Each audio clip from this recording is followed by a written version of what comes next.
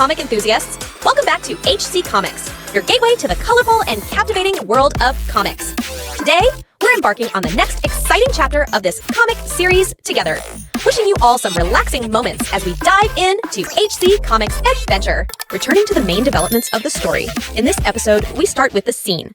In the previous episode, we saw how Aren was chickening out, unable to even kill a single human, while Ryu ruthlessly slaughtered almost every player. Even the angel got all horny witnessing Ryu's ruthless side, saying, "So, Black Scythe took first place once again, and Ryu, well, he just continued to glare at her like he will now eat her alive." Hearing this, everyone started to whisper, saying, "How in the God's name did Black Scythe kill 700 people? Did he kill 70% of them alone? Is he a demon?" The angel got excited and started clapping her ass.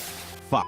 I mean to say, and started clapping her hands happily, saying, "Whoa." She can't believe Black Scythe smashed a whopping 722 people all alone. He is really amazing, and for that, he deserves a reward. Then the system congratulated Ryu on coming first rank in his zone and first rank worldwide. For that, he received a rare armor selection coupon and a special reward selection coupon. Ryu was glaring at it with a serious face, thinking he indeed needed good armor, and this coupon came at the right time, or he'd have to waste his gold coins. He used the intermediate armor selection coupon and selected the assassination suite. Wearing this, his defense, agility, attack speed, and speed would increase drastically. Next, he opened the special reward box, and as always, there were three options: 5,000 gold, info on the next round, and a 50% stats buff for the next round. Ryu explained that round 5 had a great subquest reward, but it was on the difficult side, and considering all the monsters he would kill,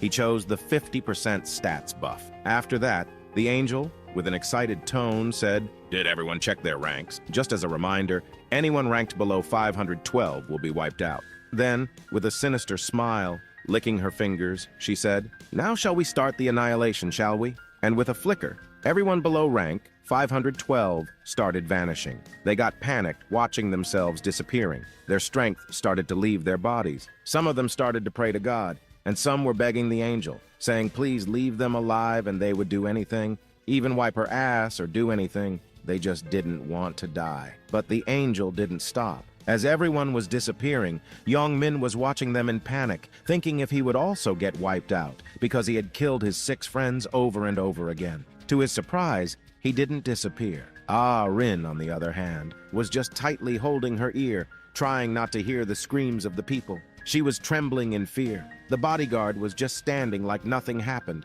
and Ryu, with a silent face, closed his eyes and started praying for the dead and saying he will make sure to make each and every holy being into holy shits, and he will make sure to take revenge. Then Ryu opened his eyes as the system notified that now 90,953,209 people survived in the entire world, and Ryu's zone had 521 survivors. The next round would begin at midnight on May 12, 2023. With that, the round finished, and every survivor got back to their bodies. The scene shifted, and we see the bodyguard running panicked and worried. He opened the door with a bang, shouting Heavenly Demon's name. Heavenly Demon. Well, he was just sleeping on his back, shirtless. Heavenly Demon slightly opened his eyes, holding his hair, and boy, oh boy, he was looking fabulous. Still sleepy, he said, "Didn't I tell you not to wake me up during my beauty sleep?" And asked, "Did something urgent happen?" The panicked bodyguard explained that even after calling him for a while,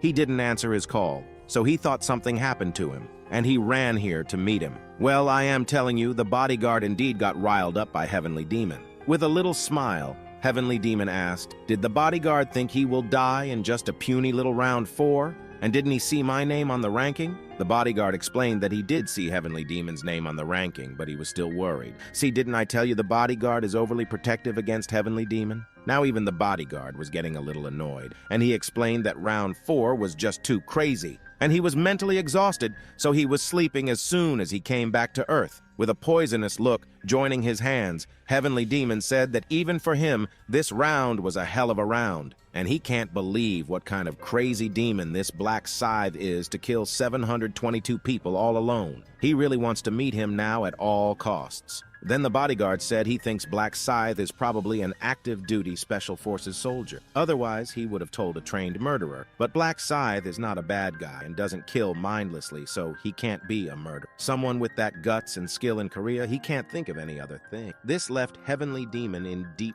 thinking. He thought the more he thought about him, the more he started to admire him. No matter what Black Scythe's real identity, only if he would make him join hands with. And then he thought he indeed has someone who can help him. And Ryu's face came to his mind, thinking he will ask him if he knows anything about Black Scythe. Then, the shocked bodyguard said he was shocked after seeing with his own eyes that round 4 actually went just like Ryu had told them. He honestly thought Ryu was a scam, but after witnessing it with his own eyes, he can't believe there is a person who can see the future. Heavenly Demon agreed with every word of the bodyguard, and said Ryu had told them that round 4 is not a monster hunt. It will be a massacre among people. It's exactly what happened. The bodyguard asked Heavenly Demon what they should do now and whether Heavenly Demon really plans to let Ryu be his business partner. Heavenly Demon said, of course, because Ryu is a major shareholder with 31% ownership. What can he even do? His 31% of the company's owner. In fact, as things are going now, the company is basically in Ryu's hands. This once again left the bodyguard in a panic and asked if Heavenly Demon is really going to completely withdraw from the industry just like Ryu said. While wearing his jet black nightgown, Heavenly Demon explained what's the point in talking about it now. He doesn't care even if Ryu bankrupts the company. Now in this world, information is real money, and with Ryu's future sight, this is a very small price to pay. And if Ryu really did make the company one of the top 10 in Korea, then it's like they're getting the iPhone Ultramax Giga Chat Edition for free. Then, with a naughty smile while looking outside the window, Heavenly Demon said that even if the bodyguard did not like his behavior, the Heavenly Demon wanted him to praise Ryu and dance to his tune, because only then they would be able to get all the juicy, sweet rewards for themselves from Ryu. The bodyguard bowed his head down in agreement, telling the Heavenly Demon that he would be careful with his behavior when he deals with Ryu from the next time. Hearing that, the Heavenly Demon was delighted and told the bodyguard to call Ryu right now and inform him that they would be having a grand party later today to celebrate their survival in round 4. He even wanted Ryu to come with his family, if he had any, and asked the bodyguard if they should invite a harem to the party too. According to him, they had to have celebrities with them at the time of celebration. As the scene shifts,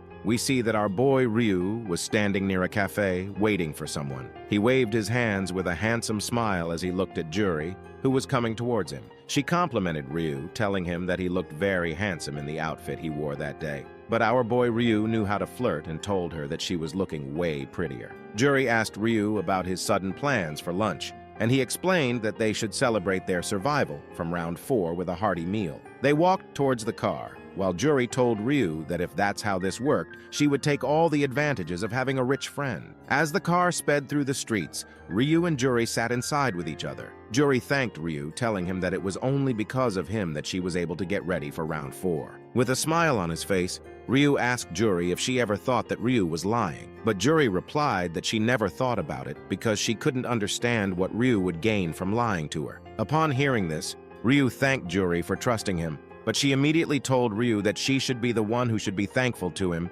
because if Ryu had not told her to kill at least 30 people, she would already be dead by now.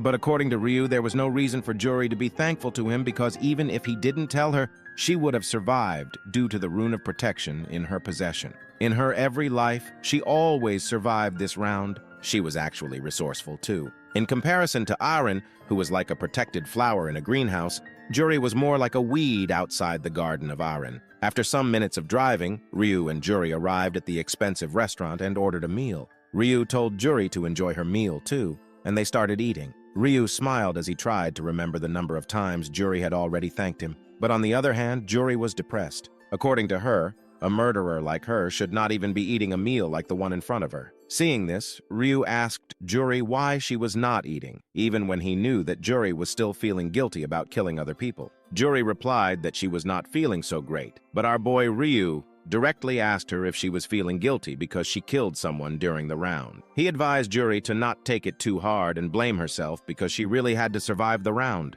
Also, it was not just Juri who did it. Keeping the situation in mind, killing was inevitable for her survival, and even Ryu, for that matter. Juri almost started crying even after hearing all that, telling Ryu that ultimately it's a fact that she killed someone. But Ryu screamed at her, telling Juri that it was enough, that if something similar happens in the future too, will they let it happen without doing anything? What about the families they had here? What will they do if a player didn't wake up the next day? An image of Ryu's younger brother flashed into his mind while he told Juri that all the players had their families waiting for them to return. Hearing these words coming out of Ryu's lips, Juri realized that if she didn't wake up after a round of the game finishes, her dad would be deeply saddened by this loss and would be crying all day. Juri admitted that Ryu was right, telling him that she forgot about her family for a second, not realizing that her dad was the whole reason because of which she was able to last so long. With a determined look on her face, Juri thanked Ryu for comforting her well and also knocking some sense into her,